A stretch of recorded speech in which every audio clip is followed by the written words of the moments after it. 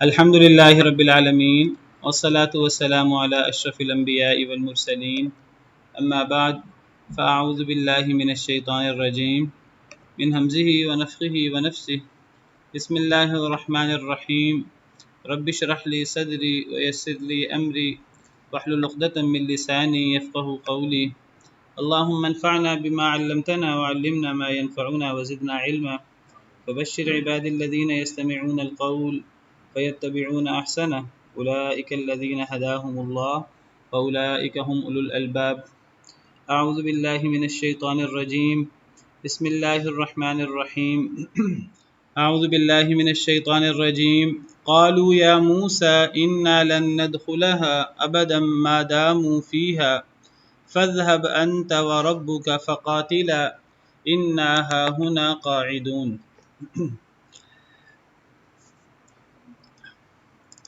سیدنا موسیٰ علیہ السلام اور ان کی قوم کا بنی اسرائیل کا قصہ جاری ہے۔ ہم نے پیچھے پڑھا کل کہ حضرت موسیٰ علیہ السلام نے اپنی قوم کو کہا، جب حضرت موسیٰ علیہ السلام اپنی قوم کو لے کر فرعون کے چنگل سے نکال کر لے کے نکلے، رستے میں سمندر آیا، پیچھے سے لشکر آیا فرعون کا، تو اللہ تعالیٰ نے حضرت موسیٰ علیہ السلام کو حکم دیا کہ آپ سمندر میں آپ عصا ماریں۔ انہوں نے عصا مارا اور رستہ بن گیا۔ حضرت موسیٰ علیہ السلام اور ان کی قوم پار نکل گئی۔ فرعون اور اس کا لشکر وہ سمندر کے درمیان تھا، اللہ نے وہ رستہ بند کر دیا اور وہ پانی میں غرق ہو گئے۔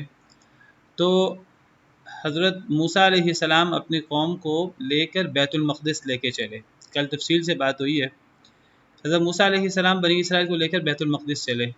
کیوں بیت المقدس لے کر چلے؟ بنی اسرائیل تو مصر میں رہتے تھے، بیت المقدس لے کے کیوں چلے؟ کیونکہ حضرت ابراہیم علیہ السلام، حضرت لوط علیہ السلام جب انہوں نے ہجرت کی تھی اپنے علاقے سے، تو انہوں نے بیت المقدس کی طرف ہجرت کی تھی، اور بیت المقدس یہ انبیاء کی سرزمین ہے۔ یہاں بنی اسرائیل کے بہت سارے سینکڑوں ہزاروں انبیاء یہاں آ کر آباد ہوئے اور یہاں وہ آئے، اور یہ ایک بڑی بابرکت سرزمین ہے فلسطین، شام کی اور یہ بیت المقدس کی۔ اور اس کے بارے میں کل میں نے آپ کے سامنے قرآن کریم کی آیات رکھی تھی کہ قرآن کریم جہاں ذکر کرتا ہے اس سرزمین کا، تو قرآن کریم اس کو ایک پاک سرزمین، ایک بابرکت سرزمین قرار دیتا ہے۔ جیسے ہم نے پڑھا سبحان الذی اسری بعبدہ لیلا من المسجد الحرام الی المسجد الاقصی الذی بارکنا حولہ، وہ مسجد اقصی جس کے ارد گرد علاقے میں ہم نے برکت دے رکھی تھی۔ وَنَجَّيْنَاهُ وَلُوطًا إِلَى الْأَرْضِ الَّتِي بَارَكْنَا فِيهَا لِلْعَالَمِينَ، کہ حضرت ابراہیم اور لوط علیہ السلام کو ہم نے اس سرزمین میں نجات دی جس میں ہم نے تمام جہان والوں کے لیے برکت دے رکھی تھی۔ اسی طرح ہم نے پڑھا کہ وَأَوْرَثْنَا الْقَوْمَ الَّذِينَ كَانُوا يُسْتَضْعَفُونَ مَشَارِقَ الْأَرْضِ وَمَغَارِبَهَا الَّتِي بَارَكْنَا فِيهَا، اللہ فرماتے ہیں ہم نے اس قوم کو جو دنیا میں کمزور خیال کی جاتی تھی، بنی اسرائیل، ہم نے ان کو اس سرزمین میں جس میں ہم نے برکت دے رکھی تھی، اس سرزمین کی مشرقوں اور مغربوں کا وارث بنا دیا۔ یعنی گویا کہ اللہ فرماتے ہیں کہ فرعون کے بعد ہم نے بنی اسرائیل کو بیت المقدس، پاک سرزمین کی، بابرکت سرزمین کی مشرقوں اور مغربوں کا وارث بنا دیا۔ تو یہ آیتیں قرآن کریم میں ہیں۔ تو اب یہاں بھی جو آیت ہم نے کل پڑھی کہ حضرت موسیٰ علیہ السلام نے اپنی قوم سے کہا یا قوم ادخلوا الارض المقدسہ، اے میری قوم مقدس سرزمین میں داخل ہو جاؤ۔ یہ کب کہا حضرت موسیٰ علیہ السلام نے؟ یہ تب کہا جب حضرت موسیٰ علیہ السلام نے سمندر پار کروایا اپنی قوم کو، فرعون کا لشکر غرق ہوا، تو اب حضرت موسیٰ علیہ السلام اپنی قوم کو واپس بیت المقدس لے جا رہے ہیں۔ حضرت موسیٰ کی قوم بنی اسرائیل مصر میں کیسے آباد ہوئی تھی؟ میں نے کل ذکر کیا تھا کہ حضرت ابراہیم علیہ السلام، حضرت لوط علیہ السلام بیت المقدس میں آباد ہوئے، حضرت ابراہیم، حضرت اسحاق، حضرت یعقوب یہ بیت المقدس میں آباد ہوئے، اور حضرت اسماعیل کو، حضرت ہاجرہ کو چھوڑ دیا مکہ مکرمہ میں اللہ کے حکم سے۔ حضرت اسماعیل وہیں پلے بڑھے، حضرت ابراہیم یہاں بھی آ جاتے تھے ملنے کے لیے۔ یہاں آئے حضرت اسماعیل کے پاس، اللہ نے ذبح کرنے کا حکم دیا، خواب دیکھا، تو وہ واقعہ جو ذبح کا ہے وہ مکہ مکرمہ میں پیش آیا، اور وہاں جو ہے وہ شیطان نے بہکانے کی کوشش کی، پتھر مارے، جس کی ہم جمرات کو کنکریاں مارتے ہیں، وہ اسی کی یاد ہے۔ صفا مروہ پہ حضرت ہاجرہ نے جو چکر لگائے تھے حضرت اسماعیل کے لیے، تو وہ صفا مروہ کے چکر اس کی یاد ہیں۔ جمرات کو کنکری مارنا، وہ حضرت ابراہیم جو حضرت اسماعیل کو لے کے چلے ذبح کرنے کے لیے تو شیطان نے وسوسے ڈالے، تو اس موقع پر حضرت ابراہیم نے جو کنکر مارے وہ اس کی یاد ہیں۔ تو حضرت اسماعیل یہاں پلے بڑھے مکہ مکرمہ میں، یہیں شادی ہوئی ان کی۔ حضرت ابراہیم یہاں آ جاتے تھے ان سے ملنے کے لیے۔ ویسے حضرت اسحاق علیہ السلام، حضرت یعقوب علیہ السلام اور وہ جو بنی اسرائیل ہیں وہ بیت المقدس میں ہیں۔ معاملہ حضرت اسحاق، حضرت یعقوب۔ اب حضرت یعقوب علیہ السلام کے دور میں وہ بیت المقدس رہتے تھے، بوڑھے ہو گئے، اب وہ بچے ان کے تھے۔ تو میں ذکر کر رہا تھا کہ جب حضرت یعقوب علیہ السلام وہ بیت المقدس میں آباد تھے اپنے بچوں کے ساتھ، حضرت یوسف کو آپ کو پتہ ہے کہ وہ بھائیوں نے جی تو بات یہ ہو رہی تھی کہ حضرت یعقوب علیہ السلام وہ بیت المقدس میں آباد تھے اپنے بیٹوں کے ساتھ، تو حضرت یوسف علیہ السلام کو کنویں میں پھینک دیا گیا، آپ کو پتہ ہے، اور پھر وہ بیت المقدس میں تھے تب۔ تو کنویں سے جب ان کو وہ قافلے نے نکالا اور بیچ دیا تو وہ حضرت یوسف مصر چلے گئے۔ فقال الذي اشتراه من مصر لامرأته اكرمي مثواه، ہم سورہ یوسف میں پڑھتے ہیں کہ جس شخص نے، مصر کا وہ شخص تھا جس نے حضرت یوسف کو خریدا تھا، تو اس مصر کے شخص نے، جس کو عزیز مصر کہتے ہیں، اس شخص نے حضرت یوسف کو خرید لیا اور اپنا بیٹا بنا لیا، اور اس کے گھر میں وہ حضرت یوسف کا اور زلیخا کا واقعہ پیش آیا۔ پھر حضرت یوسف جیل میں رہے اور پھر ان کو مصر کے ہی بادشاہ بن گئے۔ اور پھر حضرت یوسف نے جب بھائی آئے بار بار غلہ لینے کے لیے تو بھائیوں سے کہا، آخری مرتبہ جب بھائیوں نے کہا کہ ہم بڑے پریشان ہیں اور ہم سے نرمی کریں، تو حضرت یوسف نے کہا کہ وہ سارا واقعہ کھلا، تو حضرت یوسف نے کہا کہ اپنے سب گھر والوں کو یہاں لے آؤ۔ تو حضرت یعقوب علیہ السلام اور سب پھر مصر آ گئے، اور پھر اس کے بعد بنی اسرائیل مصر میں رہے ہیں، یہاں تک کہ مصر میں وہ طاقتور تھے اور مصر کے اندر وہ غالب تھے۔ پھر آہستہ آہستہ مصر کے اندر وہ کمزور ہو گئے، اور وہاں مصر کے اندر جو یہ فرعون اور آل فرعون جو ہیں، یہ مصر کے اندر یہ غالب آ گئے، اور بنی اسرائیل وہاں محکوم ہو گئے، مصر میں رہتے تھے۔ تو پھر وہ مصر سے اللہ نے ان کو نکالا حضرت موسیٰ کے ذریعے۔ حضرت موسیٰ بھی بنی اسرائیل میں سے تھے، وہ بھی مصر کے اندر وہاں سے مدین گئے، پھر واپس نبی بن کے آئے۔ پھر اللہ نے ان کے ذریعے بنی اسرائیل کو مصر سے نکالا، فرعون سے نجات دی، اب دوبارہ اپنی اصل سرزمین میں جو نبیوں کی سرزمین ہے۔ تو وہاں حضرت موسیٰ اپنی قوم کو لے کر گئے اور اپنی قوم کو کہا کہ پاک سرزمین میں داخل ہو جاؤ جو اللہ نے تمہارے لیے لکھ دی ہے۔ تمہارے لیے لکھ دی سے مراد یہ نہیں ہے کہ اللہ نے قیامت تک کے لیے تمہیں ٹکٹ دے دیا ہے کہ اب یہ جگہ تمہاری ہے، مراد اس سے یہ ہے کہ اگر تم اس شہر میں داخل ہو جاؤ گے جہاد کی نیت سے تو اللہ نے اس شہر کی فتح تمہارے اوپر لکھ دی ہے، تمہیں لازماً فتح ہوگی، تمہارے پاس وسائل ہیں کہ نہیں، تمہارے پاس طاقت ہے کہ نہیں۔ اس وقت بیت المقدس میں عمالقہ وہ حکمران تھے اور وہ طاقتور لوگ تھے۔ تو حضرت موسیٰ نے کہا اللہ نے یہ جگہ تمہارے لیے لکھ دی ہے تو تم اس سرزمین میں داخل ہو جاؤ اور یہاں سے پھرو نہیں، اگر تم پھرو گے تو تم نقصان اٹھاؤ گے۔ تو انہوں نے کہا کہ اے موسیٰ اس میں طاقتور لوگ رہتے ہیں، ہم اس شہر میں داخل نہیں ہو سکتے، ہم اس شہر میں اسی وقت داخل ہوں گے جب یہ نکل جائیں گے۔ اگر اللہ تعالیٰ ہماری مدد کرنا چاہتے ہیں تو اللہ تعالیٰ ہمارے داخل ہونے سے پہلے ان کو وہاں سے نکال دے۔ کتنی فضول اور کتنی عجیب شرط ہے کہ اللہ کہتے ہیں کہ میرا وعدہ ہے کہ تم غالب ہوگے، تو لیکن یہ کہتے ہیں کہ اگر یہ قوم وہاں سے نکل جائے پھر ہم داخل ہو جائیں گے۔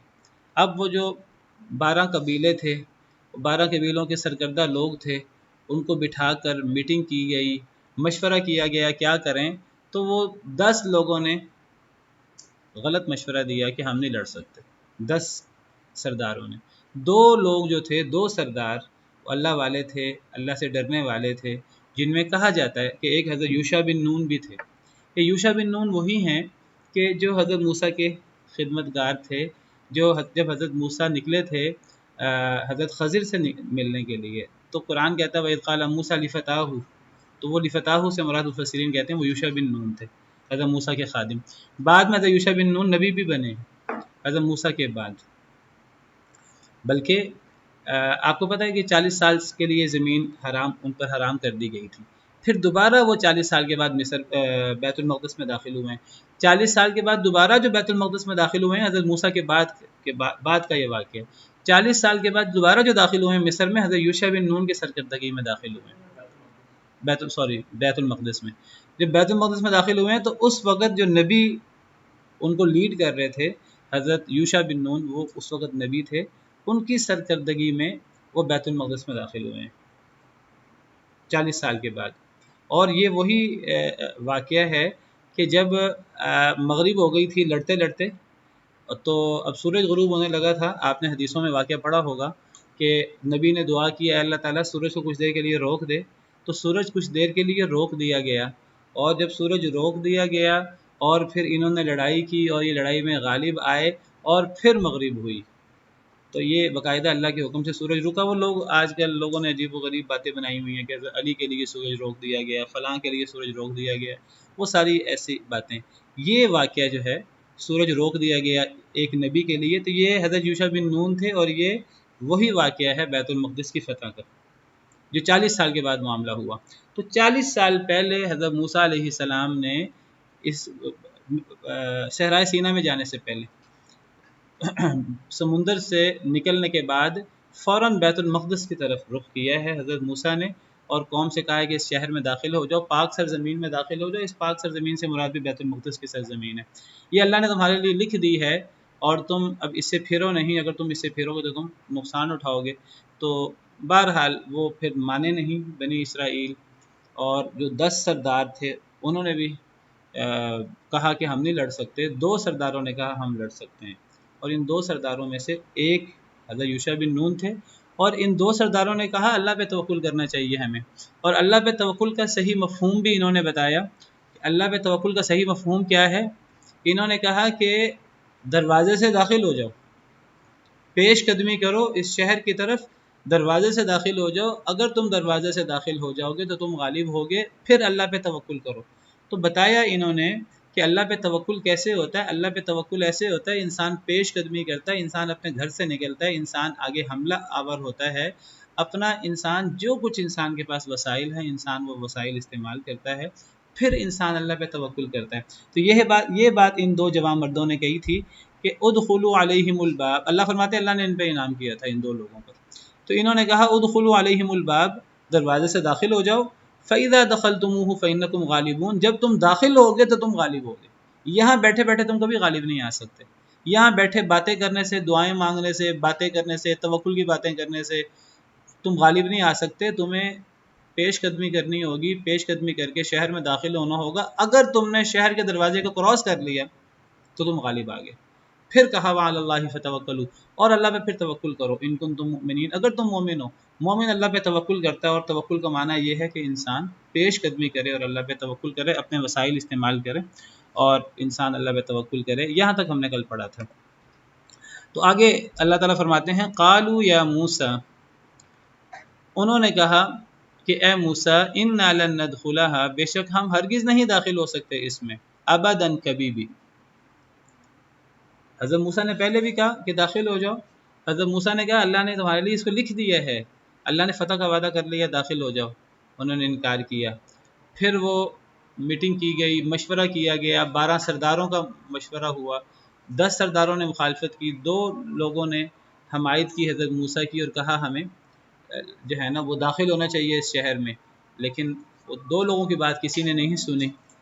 انہوں نے پھر وہی کہا کہ ہم داخل نہیں ہو سکتے اس میں کبھی بھی، ما داموا فیہا، جب تک وہ طاقتور قوم اس میں ہے. وہ کون سی قوم تھی؟ وہ عمالقہ قوم تھی. جب تک یہ طاقتور لوگ اس بستی میں ہیں ہم اس میں داخل نہیں ہو سکتے، ہم اسے لڑ نہیں سکتے. فَاذْهَبْ أَنْتَ وَرَبُّكَ، پس جا تو اور تیرا رب، فَقَاتِلَا، پس تم دونوں لڑو، إِنَّا هَاهُنَا قَاعِدُونَ، بے شک ہم یہاں بیٹھنے والے ہیں. وَلِعِیَاذُ بِاللَّہ وَلِعِیَاذُ بِاللَّہ. کتنا استہزاء کا انداز ہے اور کتنا اللہ اور اللہ کے رسول کے احکامات کو پس پش ڈالنے والی بات ہے. انہوں نے کہا جاؤ اے موسیٰ، اگر تمہیں زیادہ شوق ہے تو تم اور تمہارا رب جا کر لڑو، ہم تو یہاں بیٹھ کر تماشا دیکھیں گے. اگر تم اور تمہارا رب غالب آ گئے تو ہم بھی داخل ہو جائیں گے. تو پتہ لگتا ہے کہ غلامی میں قوموں کا ضمیر کس طرح کر کے وہ غلام بن جاتا ہے. غلامی کے اندر جب کوئی قوم مروب ہو جائے دوسری قوم سے، تو مروب قوموں کا یہی حال ہوتا ہے. اللہ معاف کرے، آج دنیا کے اکثر مسلمان غلام ذہنیت کے ہیں۔ وسائل اللہ نے جتنے دے رکھے ہوں وہ ذہنیت غلام ذہنیت ہے، ہم لڑ نہیں سکتے اپنے آقاؤں سے، ہم ان لوگوں سے لڑ نہیں سکتے، حالانکہ اللہ نے وسائل بھی اتنے زیادہ دیے ہیں، اللہ نے عددی قوت بھی اتنی زیادہ دی ہے، اور پھر اللہ نے مدد کا وعدہ بھی کیا ہے۔ اللہ نے تو کہا ہے کہ انسان نکلے اور انسان نکل کر پھر اللہ سے مدد مانگے۔ نبی کریم صلی اللہ علیہ وسلم نے گھر بیٹھے مدد نہیں مانگی تھی، آپ بدر کے لیے نکلے تھے اور آپ میدان جنگ میں آپ آئے تھے، اور میدان جنگ میں آ کر آپ نے خیمے کے اندر اس رات اللہ سے پھر آپ نے مدد کی دعا کی تھی، اور بہت زیادہ آپ نے دعا کی تھی۔ تو یہ دعا کرنا بالکل ٹھیک ہے، لیکن گھر بیٹھ کے دعائیں کرنا یہ توکل کے بالکل منافی ہے۔ تو پیش قدمی کرنی چاہیے اور مقابلہ کرنا چاہیے، اور اپنا جو کچھ ہے وہ پیش کرنا چاہیے، اور پھر اللہ سے دعا کرنی چاہیے، پھر اللہ پہ توکل کرنا چاہیے۔ لیکن جب قوموں کا ضمیر اور ان کا ذہن غلام ہو تو پھر وہی کیفیت ہوتی ہے جو بنی اسرائیل کی یہ کیفیت تھی، اور اللہ معاف کرے اکثر مسلمانوں کی آج یہ کیفیت ہے۔ ان کو ملکوں میں تقسیم کر دیا گیا ہے، اب ہر بندہ کہتا ہے سب سے پہلے پاکستان، سب سے پہلے سعودی عرب، سب سے پہلے فلاں، سب سے پہلے فلاں۔ اب کسی کو اس وقت مسلمانوں کی پرواہ نہیں ہے، ہر ایک کو اپنی اپنی پرواہ ہے۔ جب اپنی اپنی پرواہ ہوتی ہے تو یہی کفار چاہتے ہیں، اور کفار چاہتے ہیں کہ کر کے مسلمان ملکوں کو ہڑپ کرتے رہیں۔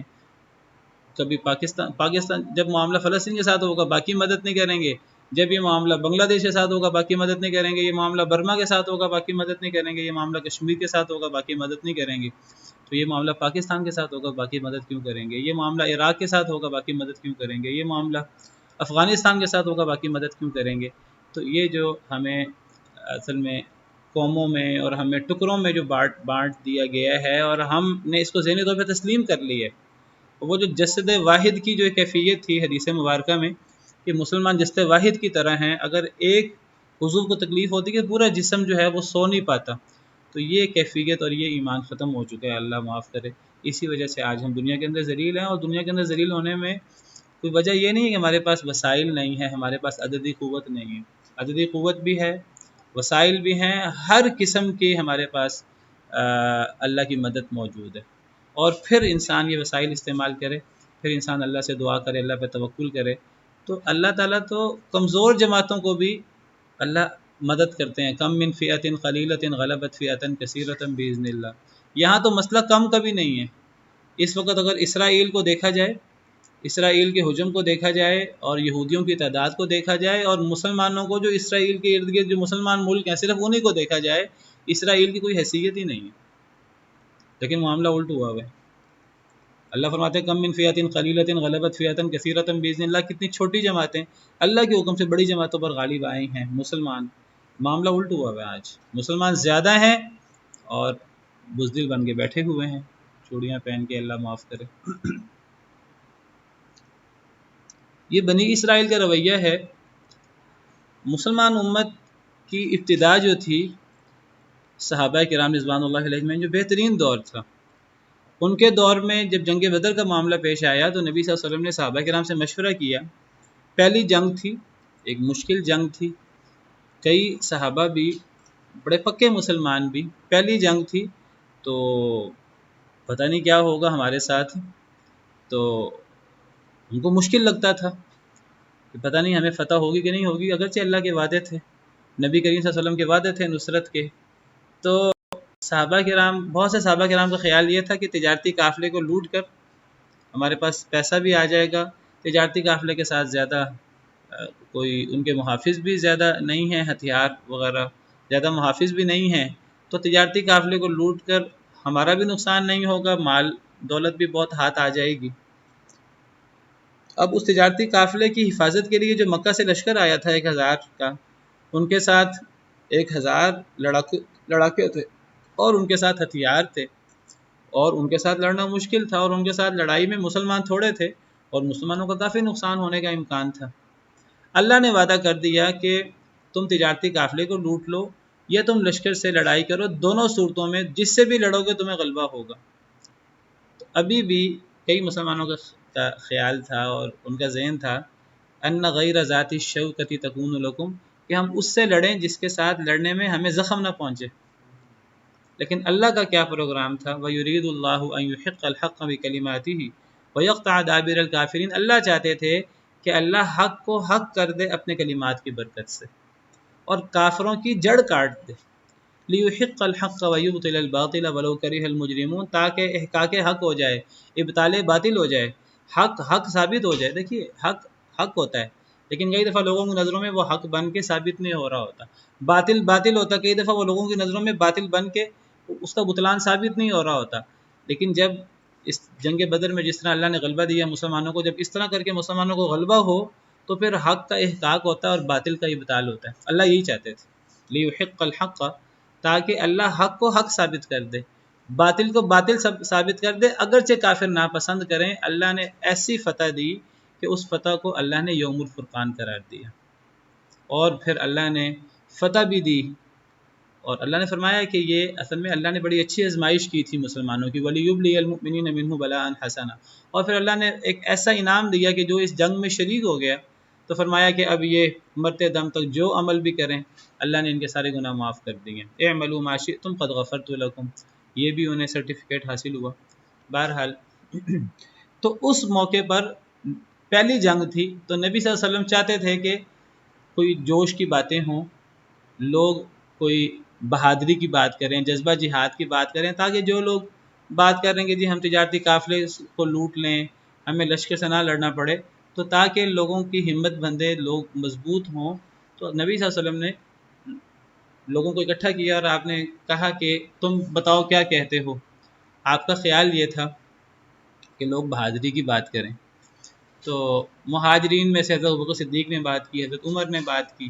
نبی صلی اللہ علیہ وسلم چاہتے تھے کہ انصار، چونکہ زیادہ انصار تھے، انصار میں سے کوئی بات کرے، تو پھر انصار کے سردار اٹھے، حضرت سعد بن معاذ اور دیگر لوگ، پھر انہوں نے وہ مشہور جملہ کہا اپنا، انہوں نے کہا کہ اے اللہ کے رسول آپ حکم کریں، آپ جہاں کہیں گے ہم وہاں لڑیں گے، آپ ہمیں خشکی میں کہیں گے ہم لڑیں گے، آپ ہمیں تری میں کہیں گے ہم لڑیں گے، آپ ہمیں جہاں لڑنے کا کہیں گے ہم لڑیں گے، ہم اپنی جان اپنے مال سب کچھ آپ پہ قربان کریں گے، اللہ کے دین پر قربان کریں گے، اور ہم بنی اسرائیل کی طرح نہیں کہیں گے کہ جاؤ آپ اور آپ کا رب لڑو، ہم یہاں بیٹھنے والے ہیں، ہم بنی اسرائیل کی طرح نہیں ہیں۔ یہ ہے امت مسلمہ کے جو خیر القرون نبی کریم صلی اللہ علیہ وسلم کا دور اور صحابہ کرام کا رویہ، یہ ہمارے آباء و اجداد ہیں، ان کا رویہ دیکھیں اور پھر ہمارا رویہ دیکھیں۔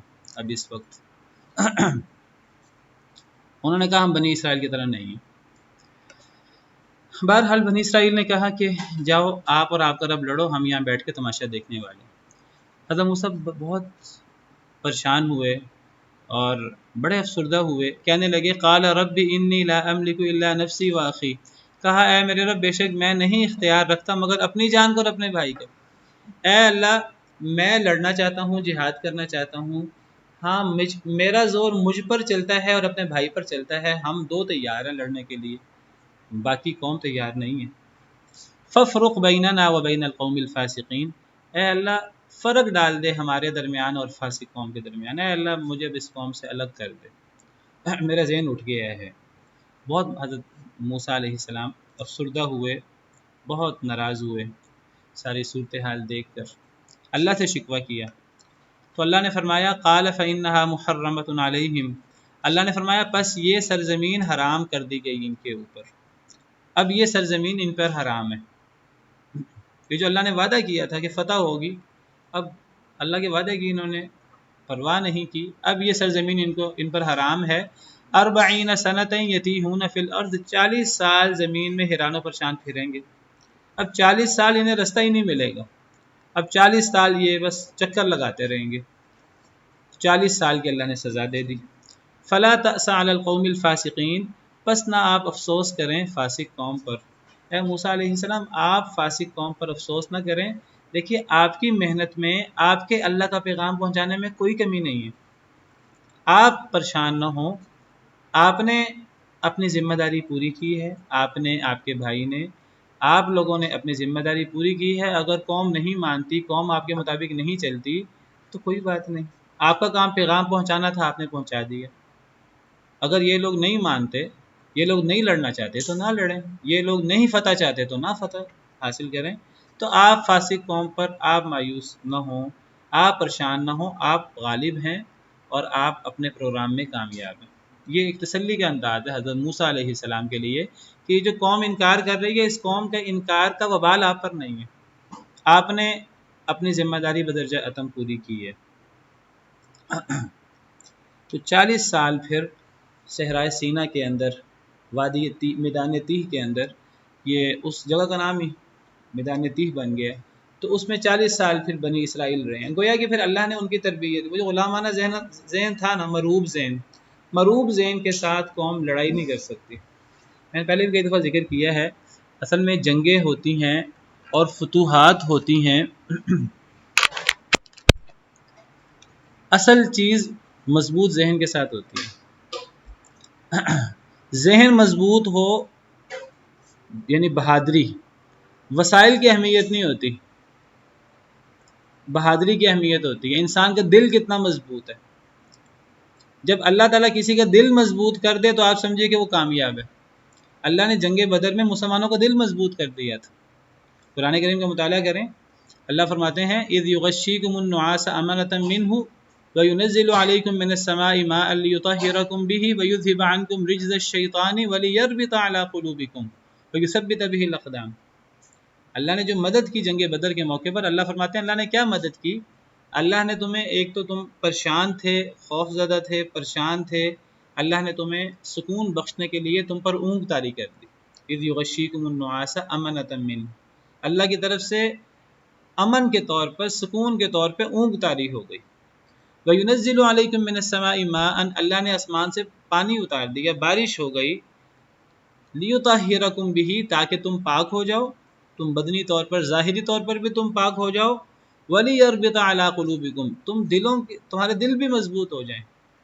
وَيُثَبِّتَ بِهِ الْأَقْدَامَ، قدم بھی ثابت ہو جائیں۔ اللہ نے کس کس طریقے سے مدد کی؟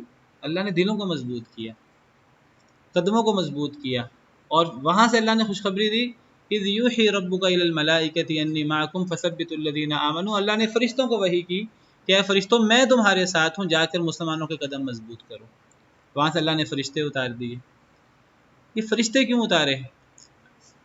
جنگ بدر میں اللہ نے فرشتوں کا وعدہ کیا تھا اور 1000 فرشتے اللہ نے اتارے تھے۔ جنگ احد میں اللہ نے فرشتوں کا وعدہ کیا تھا، اور اللہ فرماتے ہیں جب اللہ فرشتوں کا وعدہ کیا کہ 3000 فرشتے یا 5000 فرشتے تمہاری مدد کو اتریں گے، اور اللہ نے ساتھ ہی فرمایا کہ اصل فرشتے نہیں ہیں۔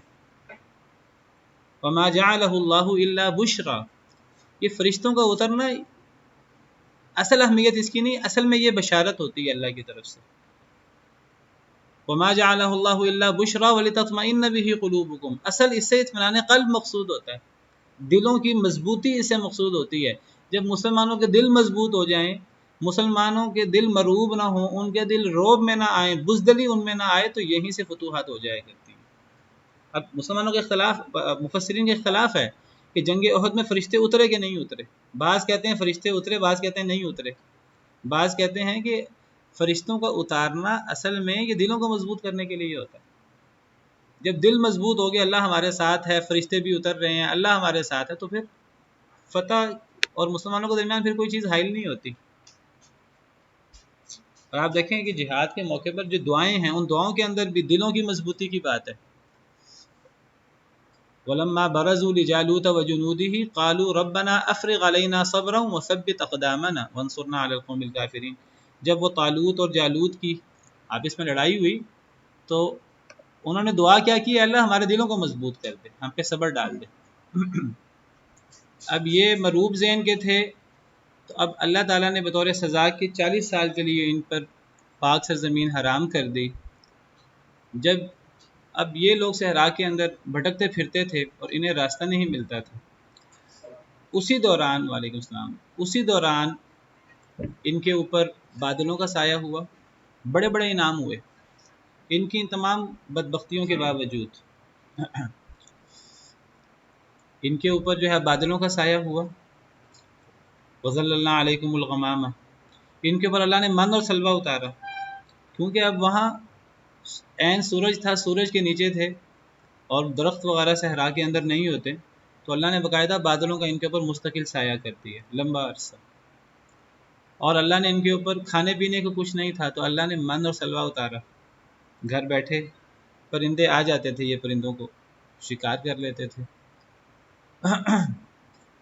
پانی نہیں تھا تو حضرت موسیٰ علیہ السلام نے اللہ سے دعا کی، اللہ نے حضرت موسیٰ کو حکم دیا پتھر پہ عصا مارو تو 12 چشمے جاری ہو گئے۔ ہر قبیلے کا ایک چشمہ تھا، 12 قبیلے تھے تو ہر قبیلے کا ایک چشمہ، یہ سارا میدان تیہ کے اندر ہے۔ اللہ کے بڑے بڑے انعام بھی ہوئے۔ بہرحال حضرت موسیٰ علیہ السلام فوت ہو گئے، حضرت ہارون علیہ السلام فوت ہو گئے۔ اب وہ جو غلام ذہن کے لوگ تھے وہ بھی فوت ہو گئے، ان کی اولادیں جوان ہو گئیں، اولادیں پیدا ہو گئیں، اولادیں جوان ہو گئیں۔ اب وہ جو جفا کش لوگ اب جب جوان ہوئے، ایک پوری نسل آپ سمجھیے وہ چینج ہو گئی، 40 سال گزر گئے، تو پھر انہی لوگوں نے جو ہے حضرت، جیسے میں نے ذکر کیا، حضرت یوشع بن نون کی سرکردگی میں پھر انہوں نے بیت المقدس کو فتح کیے۔ لیکن جب انہوں نے بیت المقدس کو فتح کیا ہے اس وقت، تو اللہ نے فتح دی بیت المقدس کی 40 سال کے بعد۔ اب اللہ نے فرمایا کہ اب اللہ کا شکر ادا کرو، اب اللہ کا زبان سے اللہ کا شکر ادا کرتے ہوئے، زبان سے استغفار کرتے ہوئے، حطہ کہتے ہوئے، اور عمل سے اللہ کے سامنے جھکنے کا اقرار کرتے ہوئے، سجدہ کرتے ہوئے تم شہر میں داخل ہو۔ زبان پر تمہارے حطہ ہو، حطہ کا مطلب ہے اے اللہ احطط عنا ذنوبنا، اے اللہ ہم سے ہمارے گناہ معاف کر دے، ہم سے ہمارے گناہ مٹا دے، حطہ سے مراد یہ ہے۔ اور اللہ نے فرمایا زبان پر تو استغفار، کلمہ استغفار جاری ہو، اور عمل سے تمہارے اندر عاجزی ہو، سجدہ کرتے ہوئے۔ حضرت ابن عباس کہتے ہیں سجدہ کرنے سے مراد ہے کہ جھکتے ہوئے رکوع کی حالت میں داخل ہونا۔ شہر کا دروازہ چھوٹا تھا تو فرمایا کہ وہاں سے جھک کر داخل ہونا، اور جھک کر داخل، وہاں الفاظ تو قرآن کے ہیں کہ سجدہ کرتے ہوئے داخل ہو، وادخلوا الباب سجدا۔ تو حضرت ابن عباس دیگر مفسرین کہتے ہیں سجدہ مراد نہیں ہے، مراد یہاں رکوع کرتے ہوئے داخل ہونا ہے، عاجزی کرتے ہوئے داخل ہونا ہے، عملاً بھی عاجزی کا اظہار ہو اور زبان سے بھی استغفار کے کلمات ہوں۔ لیکن بدبخت 40 سال کے بعد بھی اللہ نے مدد کی، اللہ نے اتنے انعامات کیے، انہوں نے سجدہ کی بجائے، رکوع کی بجائے سر پیچھے کر کے چوتڑوں کے بل، سرین کے بل گھسٹتے ہوئے داخل ہوئے، اللہ کے حکم کا مذاق اڑایا۔ اور اللہ نے فرمایا حطہ کہتے ہوئے داخل ہو، تو حطہ کی بجائے حبہ، ہمیں دانے چاہیے، ہمیں گندم چاہیے، یہ کہتے ہوئے داخل ہوئے۔ پھر اللہ نے ان پر، شہر تو اللہ نے ان کے فتح کر دیا، لیکن پھر اللہ نے ان پر عذاب اتارا، طاعون کا عذاب اتارا، اور یا جو بھی عذاب اتارا اللہ بہتر جانتے ہیں۔ تو بہرحال اس طرح کر کے یہ لوگ جو ہیں وہ بیت المقدس میں پھر داخل ہوئے 40 سال کے بعد۔ حضرت موسیٰ علیہ السلام فوت ہو چکے تھے حضرت یوشع بن نون کی سرکردگی میں، اور اسی وقت یہ واقعہ پیش آیا تھا سورج والا، جو جیسے میں نے ذکر کیا۔ واللہ تعالی اعلم۔ وَاتْلُ عَلَيْهِمْ نَبَأَ ابْنَيْ آدَمَ بِالْحَقِّ إِذْ قَرَّبَا قُرْبَانًا فَتُقُبِّلَ مِنْ أَحَدِهِمَا وَلَمْ يُتَقَبَّلْ مِنَ الْآخَرِ، اور تلاوت کریں ان کے اوپر خبر آدم کے 2 بیٹوں کی، بالحق حق کے ساتھ، ابنئی آدم، ابنئی اصل میں ابنینی ہے، ابنینی تثنیہ ہے، نون گرا ہوا ہے اس کا کیونکہ یہ مضاف ہے، مضاف میں نون گر جاتا ہے، تو ابنینی سے ابنئی بن گیا۔ تلاوت کریں، پڑھیں اے نبی صلی اللہ علیہ وسلم ان پر، لوگوں پر، بنی اسرائیل پر، نبأ ابنئی آدم، آدم علیہ السلام کے 2 بیٹوں کی خبر، بالحق حق کے ساتھ۔ اعوذ باللہ من الشیطان الرجیم۔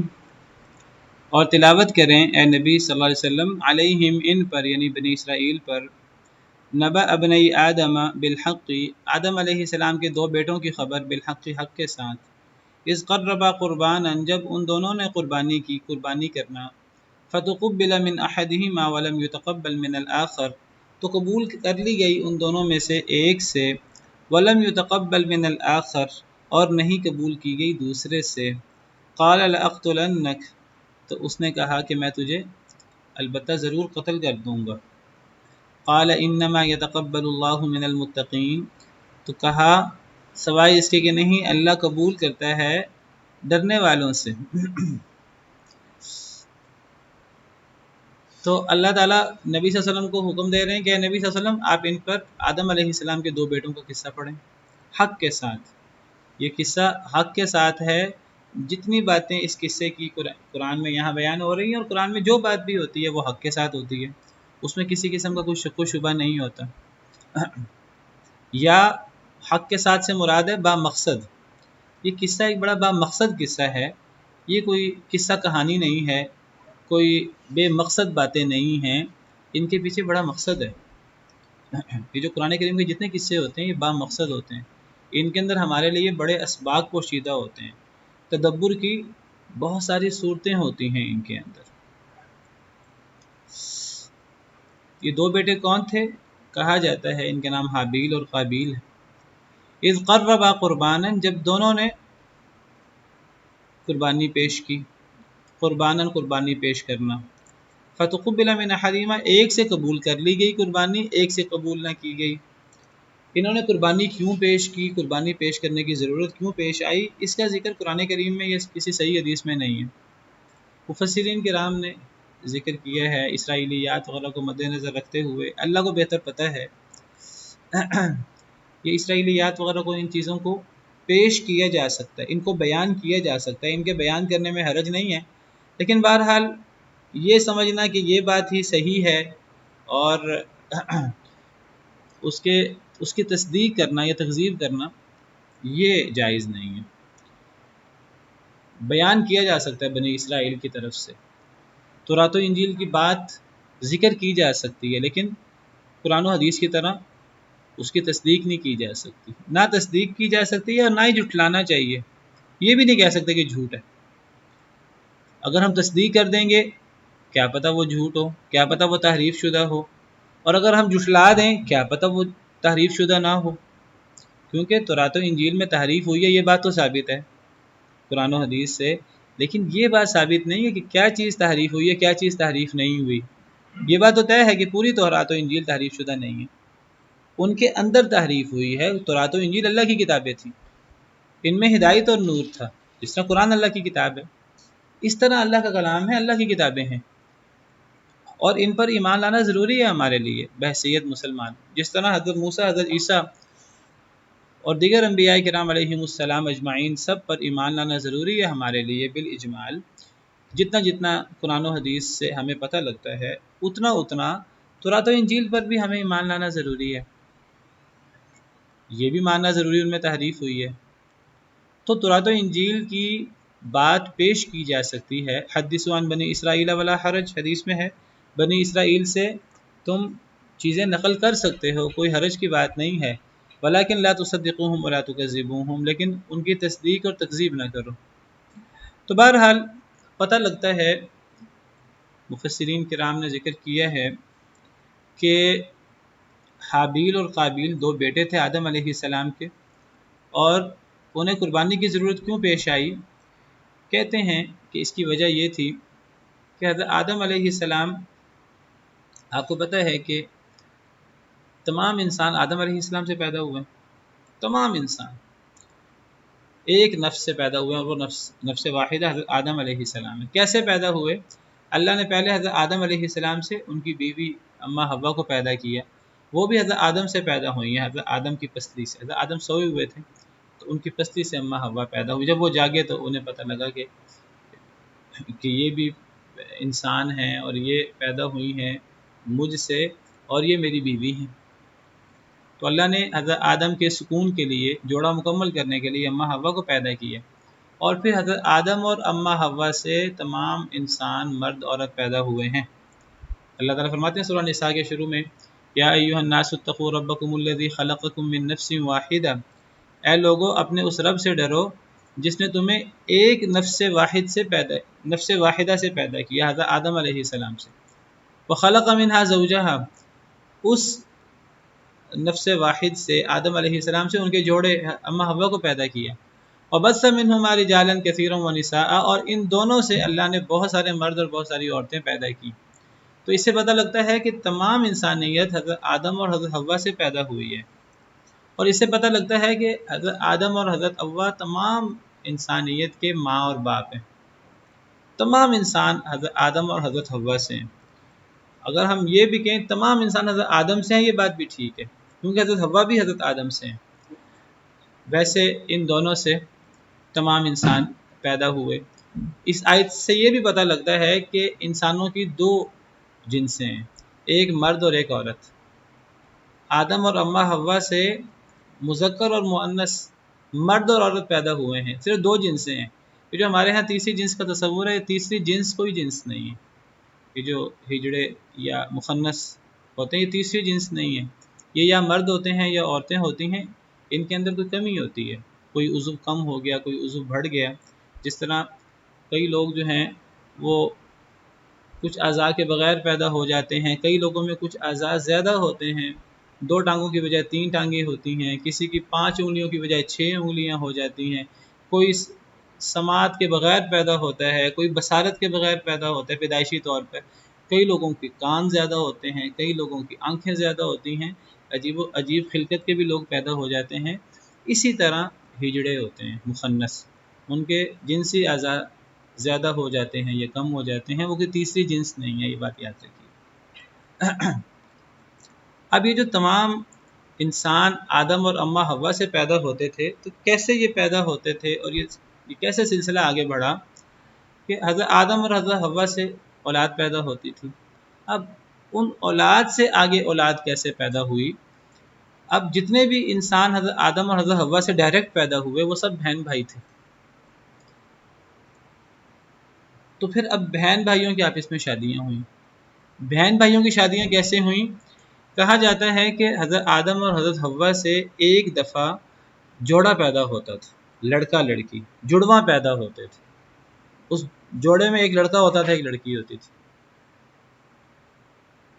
اب وہ جو جوڑا ہوتا تھا وہ ایک دوسرے سے شادی نہیں کر سکتا تھا کیونکہ وہ جڑواں تھے، ٹوئنس تھے.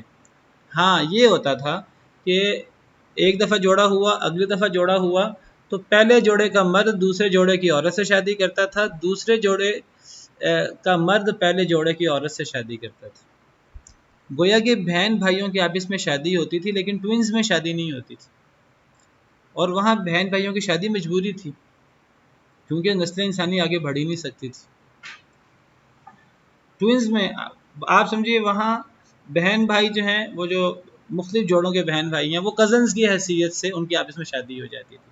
وہ ایک لحاظ سے وہ جو ٹوئنز ہوتے تھے گویا کہ وہ حقیقی بہن بھائی ہوتے تھے، اور وہ جو جوڑوں میں جو بہن بھائی ہیں وہ کزنز کی صورت میں.